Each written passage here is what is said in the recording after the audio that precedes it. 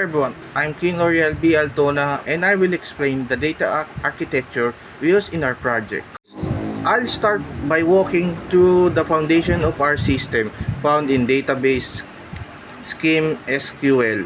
We didn't simply create a plot table, instead, we created a structure that can support high growth data and maintaining performance as the system scale.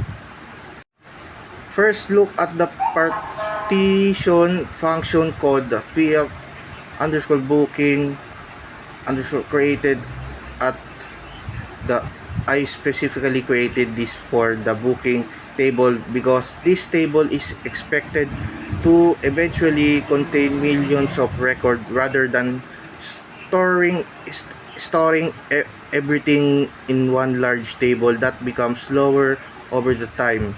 Database automatically separate the data into different logic section or buckets based on the created timestamp. Next is the partition scheme. PS booking created at this define how those buckets are mapped into storage. By creating the books table directly on the scheme, we instruct SQL Server to physically organize the records according to time. Take this design more efficiently, I can define the cluster a primary key to include both date and ID. This gives us the major performance advantage because when the system search a booking, for example, from the last month, the database already know where specifically data is stored. Instead, scanning the entire table directly access the correct petition, making retrieval much faster and more efficient. The scalability, optimized query, and performance prepares the system for handling large amount of data in the future. Hello everyone, I am Corpin and I will explain the speed and data safety we use in our project. Building on Keen's database structure, I focus on making sure the system remains fast and that the data stays accurate and reliable.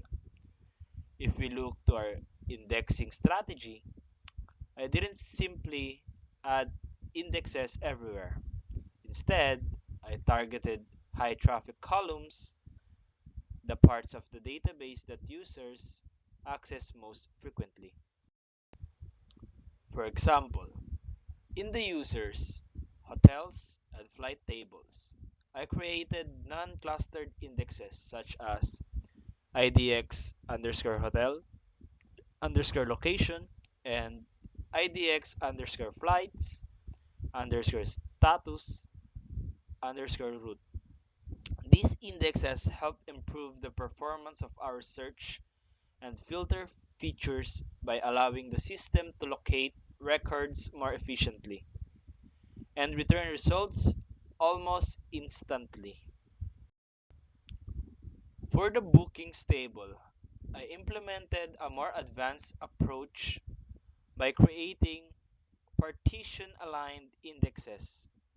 You'll notice that these indexes also use the on ps underscore bookings underscore created underscore at syntax. This keeps the indexes aligned with our partition structure, which helps maintain consistent search performance even as the database grows over time. Lastly, let's look to our constraints. I use check constraints on every status and role columns to ensure data accuracy and integrity. This acts as a safety mechanism. For example, if a developer accidentally attempts to save a user role that is not admin or customer, the database automatically rejects the input. So, I am Shirley Samarji Balboa. So, to conclude our presentation, I will demonstrate the intelligence behind our database and how it integrates with our web application. This section focuses on the database logic, automa- automation, CRUD operations, and back-end connectivity. So, first, let's look at the triggers. In our database, we created after update triggers for the major tables such as bookings, users, destinations, and other current entities. The purpose of these triggers is to automatically maintain the updated at the field whenever a record is modified. For the live demonstration, I'll open one of our tables and display an existing record. As you can see, the updated underscore at column currently contains a specific timestamp. So now I will execute an update statement and change some information in this record. So now it's 1 hour affected, and now this is the result. This is the output. So after running the update, I will refresh the table and show the result. Notice that even though I did not manually modify the updated underscore at column, the timestamp automatically changed to the current UTC time. This proves that the trigger executed successfully. The benefit of this approach is that our application always knows exactly when data was last modified. It removes the possibility of users or developers forgetting to update timestamps manually and improves data reliability and auditing. Next, I'd like to demonstrate the CRUD functionality that powers our system. CRUD stands for Create, Read, Update, and Delete, which are the four basic operations performed in almost every database application. For Create, I'll use our booking form in the website. So when I click the Create Booking and submit the form, the application sends a post request to the backend. The backend then inserts the new booking into the database. Next, I will demonstrate how our application performs CRUD operations. So now I will open our website. So when a user creates a booking using our website, the information is sent from the front end to the back end. So I'm using the admin, so let's log it out and then enter our enter our user account. Um, and as I said, from the front end to the back end and then stored inside the SQL server. So now let's log in our account. I think that's okay. Um, so you can see I have a current booking or a previous booking. But but as an admin, I saw this out. So, however, you can see this booking. So I'll show you in the next video. So let's start to book this. Um, let's try to book this. Mm, um, Guest list is my name. Date of birth is 2006.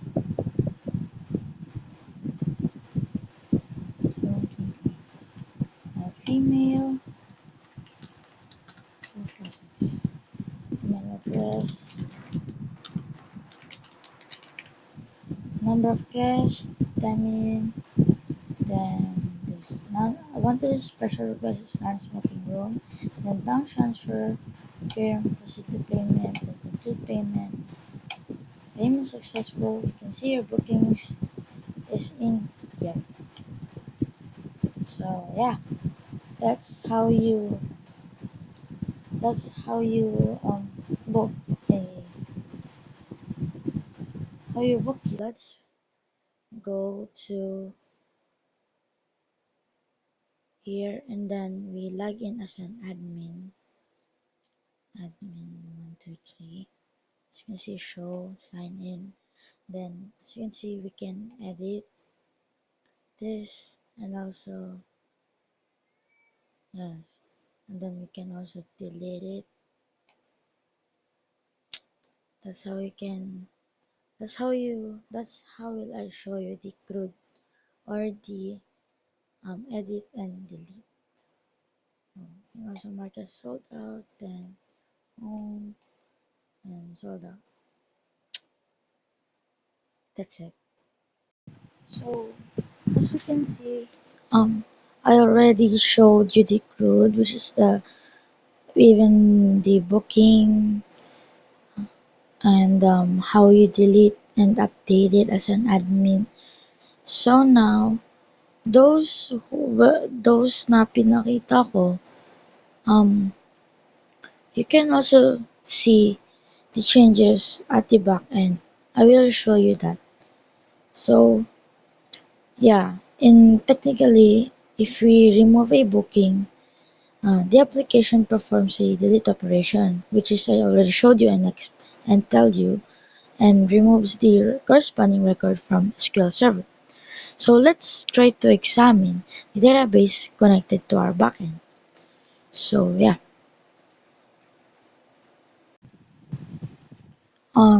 so this file contains the routes that process requests coming from the front end. So when the users create, read, or update or delete bookings, these routes communicate directly with the SQL Server. So the flow of information of it is front end, back end routes, SQL Server, database, back end, and then front end. So this architecture ensures that all user actions are validated, processed, and stored securely. In summary, our project is more than a simple storage system. Through triggers, CRUD operations, back integration, indexing, and partitioning, we have developed a smart, reliable database solution that maintains data integrity and support our travel agency application. So that is for our presentation. Thank you for listening, and yeah, I hope we get past. Thank you.